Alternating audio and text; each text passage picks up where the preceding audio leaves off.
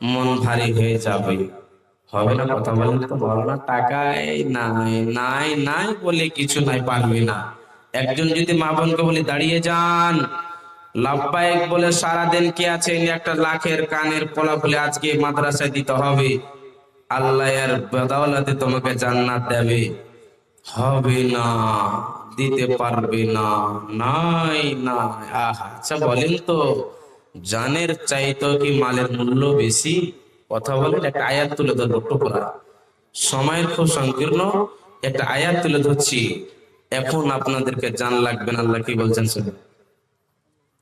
ঠিক আছে, যা হোক, আল্লাহ তাবারাক ওয়া তাআলা বলছেন, পৃথিবীর মানুষ তোমরা শোনো, রাসূলের জামানায় সাহাবীরা জান দিয়েছে, তোমাদেরকে আর জান দিতে হবে না। এখন তোমাদেরকে জান লাগবে না, যখন জানের সময় তখন তোমাদেরকে জান